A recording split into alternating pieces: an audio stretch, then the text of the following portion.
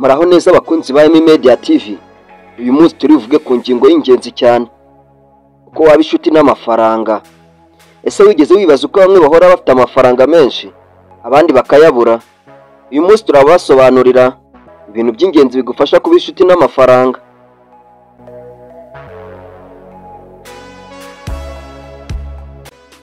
Mu gice cya mbere ni ukumenya agaciro k'amafaranga. Amafaranga si ibintu bisanzwe gusa, ni uburyo bwo kugera ku nzozi zawe. Gira gahunda, tangira ugenzura amafaranga yawe buri munsi. Shaka uburyo bwo kuzigama no gushora mu buryo bwubaka. Kumenya amafaranga yawe bituma uyakoresha neza, bikakurinda kuyakoresha nabi.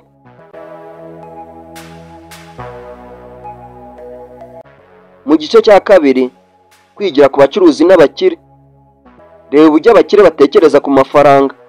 Menya gutandukanya ibikenewe n'ibyifuzo, cyangwa se needs and wants, ibyo ukeneye ndetse n'ibyo ushaka.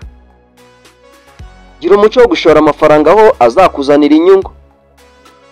Inshuti y'amafaranga ni umuntu uzi gutegura, gushora no kubika neza ayo mafaranga.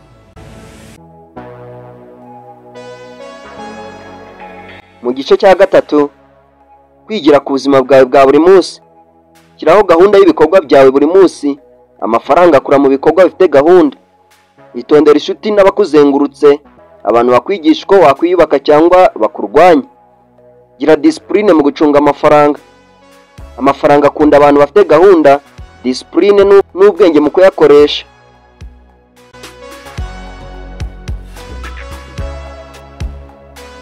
Igice cya kane, kuyobora amafaranga neza. Menya aho amafaranga yawe ajya buri kwezi. Shaka amahirwe yo kongera amafaranga winjiza. Itondere gutekereza ku mishinga y'igihe kirekire, aho kwirirwa ushoramo amafaranga mu bintu bidatanga inyungu.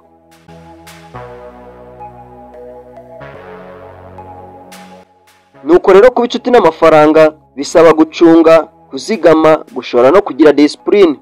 Ntuzibagirwe gukunda ibyo ukora no gushaka amahirwe yo kongera ubumenyi bwawe ku mafaranga.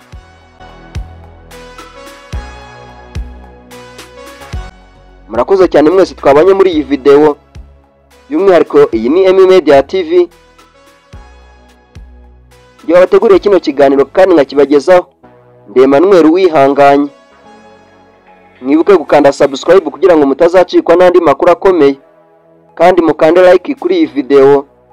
Kandi niba yagufashije ubona yafasha n'abandi, yisharinge ubutumwa bwiza bugere no ku bandi. Hasta la vista, naho ubutaha.